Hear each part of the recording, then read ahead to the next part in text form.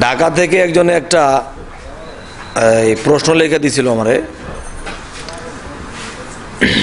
প্রশ্নটা হইল, কিছু ভক্ত আশেকদের মনে প্রশ্ন জাগে যে পীর কি জানে না যে এই ঘটনাটি ঘটবে? যদি না জানে তাহলে পীর কি করে হইল? তখন ওনাকে আমি বললাম যে নিজের দেহের মধ্যে এই দেহটাকে বাঁচায় রাখা বা দেহ নষ্ট হওয়া থেকে বাঁচায় রাখা ফরজ।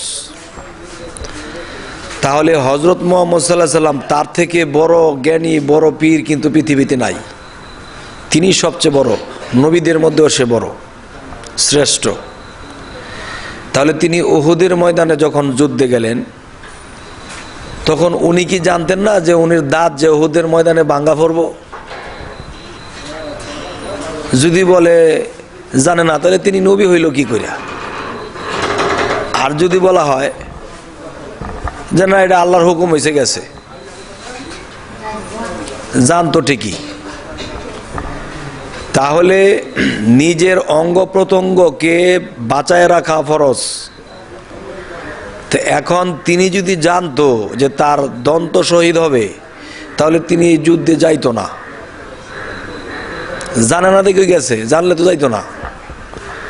তাহলে কিছু কিছু ঘটনা পীর তো জানে না, তাহলে তিনি পীর হইল কিভাবে? তাহলে দাঁত ভাঙ্গার খবর নবীও পায় নাই, তাহলে তিনি নবী হইল কিভাবে? তাহলে আসল কথা হইল, কিছু কিছু খবর আল্লাহ মুহাম্মদ সাল্লাল্লাহু আলাইহি সাল্লামকে জানায় না, আবার কিছু কিছু খবর জানাইতো, এটা তার ইচ্ছা।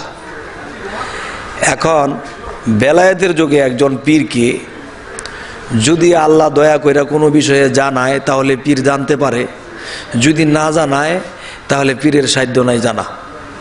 কারণ ওহি এলহাম বা আল্লাহর তরফ হইতে খবর জিনিসটা নিয়ে কখনো গাফলতি করা যায় না, কখনো অহংকারও করা যায় না। কারণ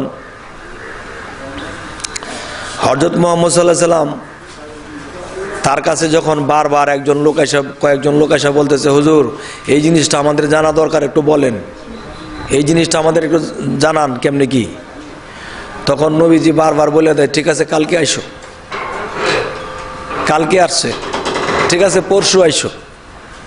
পরশু আসছে, আইসা সে খবরটা নিতে পারে না। তখন ওই লোকেরা নবীকে বলতেছে, আপনি কিভাবে নবী হইলেন? কালকে বলছেন, পরশু বলছেন, তরশু বলছেন, এরকম 21 দিন পার করলেন, আপনি কেমন নবী যে আমাদেরকে খবরটাই দিতে পারতেছেন না?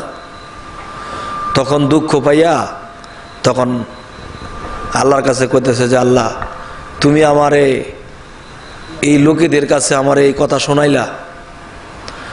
তখন আল্লাহ কইতেছে, হে মুহাম্মদ, তুমি যে বলছিলা যে যাও কালকে তোমারে খবরটা দিয়ে দেব, আমি আল্লাহ যদি তোমাকে খবর না দেই তুমি কি খবর দিতে পারবা? কয় না। তাহলে তুমি কি আমার সাথে রাখছিলা? কয় তো আমি তো রাখি নাই, এই জন্য তোমাকে শাস্তি দেওয়া হইল। তাহলে হযরত মুহাম্মদ সাল্লাল্লাহু আলাইহি সাল্লামের মতো ব্যক্তিকে আল্লাহ সাজা দিয়েছে 21 দিন পর্যন্ত তার কাছে ওহী এলহাম আসে নাই। তাহলে এই খুচরা ফিরে গো আল্লাহ ছাড়বো? যদি কয়ে দাও কালকে কয়ে দেব মনে, এই ফিরে করে আল্লাহ ছাড়বো? তাহলে যারা বলে যে পীর যে খবরটা পাইল না, তো সে কেমনে পীর হইল? দাঁত ভাঙ্গার খবর যে নবী পাইল না, তো নবী হইল কেমনে? আমার পীর কাটা গেলে তো নবীও কাটা যায়। তখন তিনি বলল যে আমার এটা ভুল হয়েছে কটা। আপনারা কি কোন ভুল হয়েছে না? তাহলে যে খবরটা আল্লাহ নিজে জানাইব সেটা একজন আউলিয়া জানবো, একজন পীর জানবো, একজন নবীও জানবো। আল্লাহ না জানাইলে কারো সাধ্য নাই। তাহলে এই প্রশ্নের উত্তরটা আমি যেটুকু পারলাম বললাম। আপনাদের মনোগত হয়েছে কিনা? আচ্ছা, আলহামদুলিল্লাহ।